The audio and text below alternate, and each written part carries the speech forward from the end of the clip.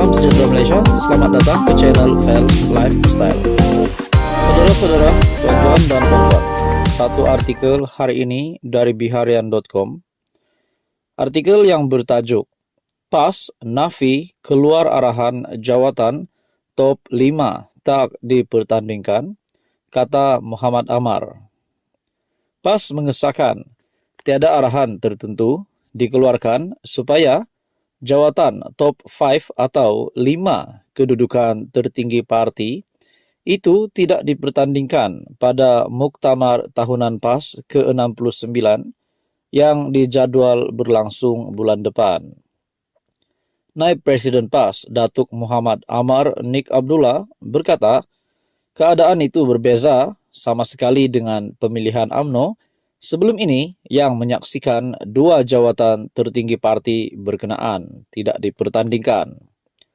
Komen itu menyusul selepas timbalan Ketua Penerangan UMNO Kelantan, Nur Hariri Muhammad Nur, menyifatkan parti itu lebih demokratik berbanding PAS, susulan perkembangan membabitkan 5 jawatan tertinggi yang tidak dipertandingkan itu.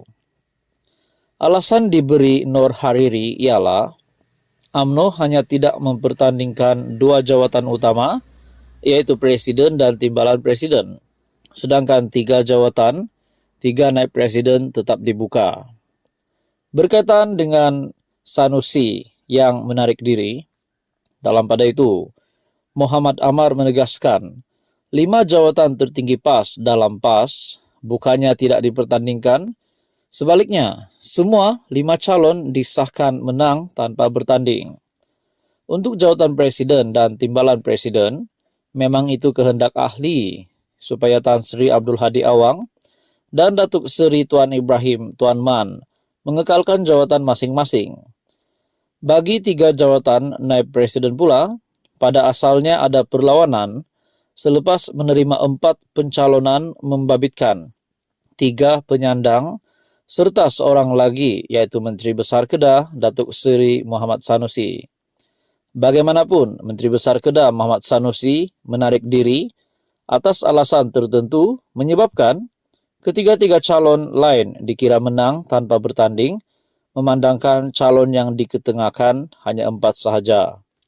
Selain Muhammad Amar, 2 lagi jawatan naib Presiden PAS disandang Datuk Idris Ahmad dan Datuk Seri Dr. Ahmad Samsuri Mokhtar.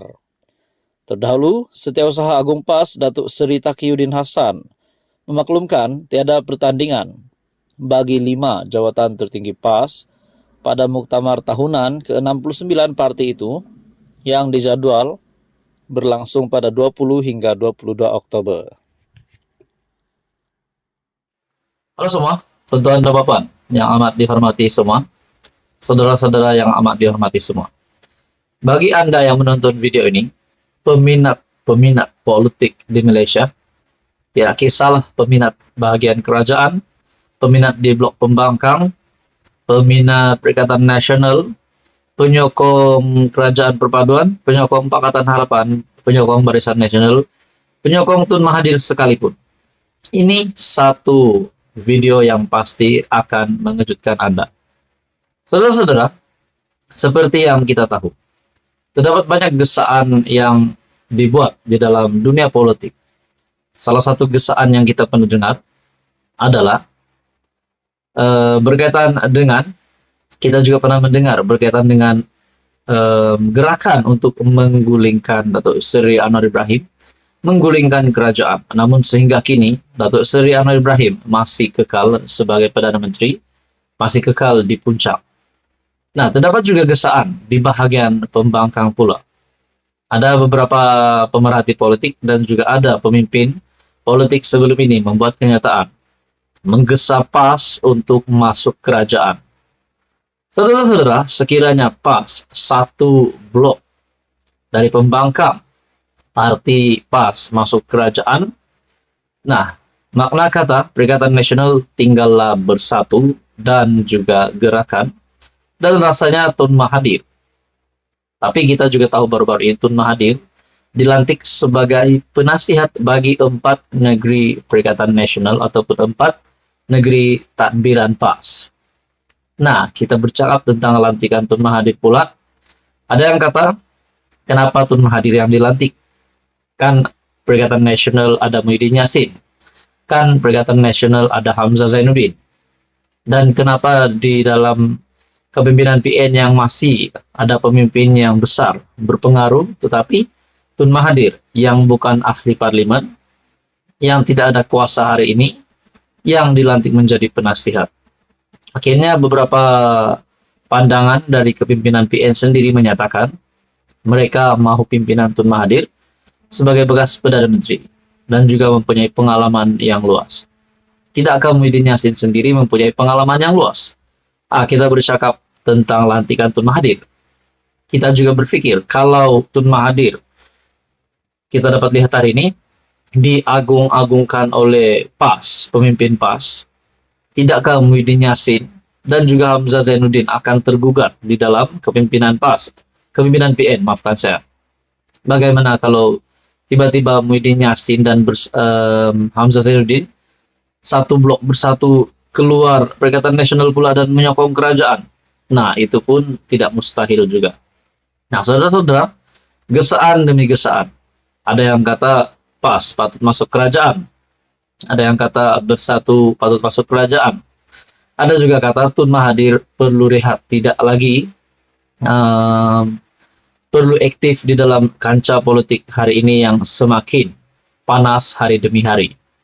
Nah, saudara-saudara, tapi apa yang saya nak puji tentang Tun Mahathir ini, beliau masih lagi kuat perjuangannya ataupun masih lagi kuat mahu menjadi ahli politik yang masih mempunyai pengaruh di Malaysia. Walaupun kita sudah tahu bukti penolakan terhadap Tun Mahathir di Langkawi pada pilihan raya umum ke-15 baru-baru ini. Tapi semangat Tun Mahathir masih lagi ada. Walaupun di usia sudah menghampiri 100 tahun, beliau masih lagi aktif di dalam kancah politik Malaysia. Itu satu kebaikan yang saya lihat, yaitu beliau masih aktif dan masih ingin relevan di dalam dunia politik hari ini. Tetapi di usia yang sudah menghampiri 100 tahun, di usia 98 tahun Mahathir, patutkah beliau rehat saja? Dan tidak lagi terlibat dan fokus menjadi negarawan. Nah, teman-teman, berkaitan dengan beberapa spekulasi yang dibuat sebelum ini, gesaan PAS masuk kerajaan, gesaan bersatu masuk kerajaan. Kalau PAS masuk kerajaan, bagaimana dengan pembangkang? Tinggallah bersatu, tinggallah Mahathir, tinggallah gerakan, tinggallah muda. Dan juga mungkin ada lagi yang lain. Nah, begitu juga kalau bersatu yang masuk kerajaan. Bagaimana pula dengan kepimpinan Perikatan Nasional? Bagaimana pula dengan Hadi Awang sebagai timbalan pengurus PN? Adakah beliau yang akan memimpin PN tanpa bersatu? Seperti yang kita tahu, PAS mempunyai 40 kursi lebih dan juga begitu juga bersatu, kalau saya tak silap 30 kursi lebih. Saudara-saudara, apa komen Anda berkaitan dengan ini? Anda wajib share video ini. Anda juga dipersilakan like video ini dan tekan butang subscribe. Dan subscribe itu percuma.